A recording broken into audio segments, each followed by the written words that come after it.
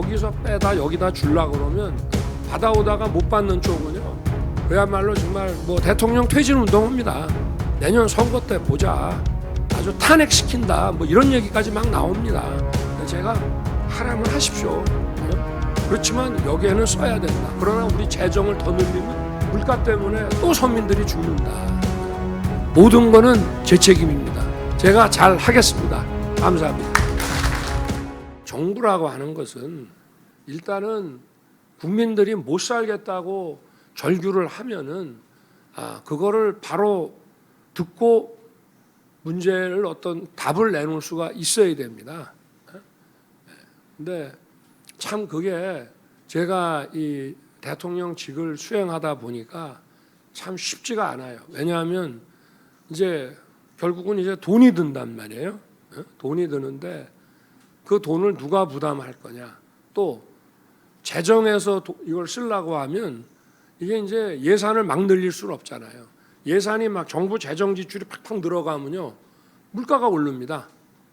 과거에 우리 한 40여 년 전에 아웅산에서 돌아가신 그 김재익 씨라고 아주 출중한 경제 전문가가 계셨는데, 우리가 그 70년대 말 80년대 초에 인플레이션이 엄청났어요. 근데 그거를 딱 잡았어요, 그분이. 근데 가장 먼저 한 게 정부 재정을 딱 잡은 겁니다. 그때 막 재정을 늘려야 된다는 요구가 막 정계에서도 있었지만 그걸 잡아서 물가를 잡은 거예요. 물가를 잡으니까 가정주부들이 이제 가계부를 제대로 쓸 수가 있어. 물가가 막 올라가면은 가정주부가 가계부를 못 써요. 처음에는 가계부 써가지고 잘 좀 관리하려 하다가 포기해 버립니다, 이게. 그래서 그러면 이제 다른 데 쓰던 거를 좀 불효불급한 거를 좀 줄이고, 이거를 이제 정말 어려운 그 서민들의 절규하는 분야에다 이거를 이제 재배치를 시켜야 되는데, 받아오던 사람들은 죽기 살기로 저항합니다. 새로이 받는 사람은 정부가 좀 고맙긴 하지만 뭐 이 사람들하고 싸울 정도는 안 되는데, 여기서 빼다 여기다 주려고 그러면 이 받아오다가 못 받는 쪽은요, 그야말로 정말 뭐 대통령 퇴진 운동합니다.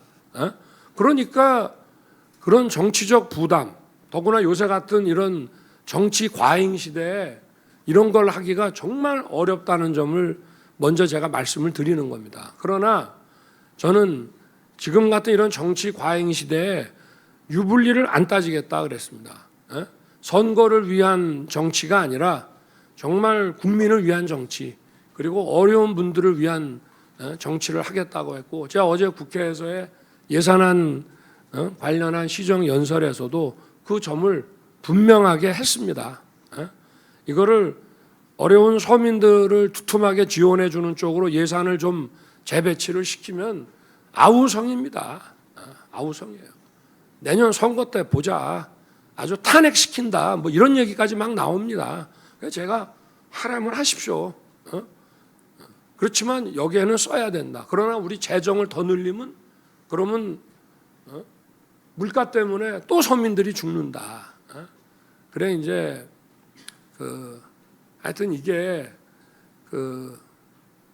여러분들은 이제 정말 힘드시고 여러분들은 어떤 식으로 정부는 도와드려야 되는데, 이제 여러분들을 도와드리는 여러 가지 방안을 마련하는 이것이 오늘날과 같은 이런 정치 과잉 시대에 어떻게 보면은 서민들이 정치 과잉의 희생자일 수도 있습니다.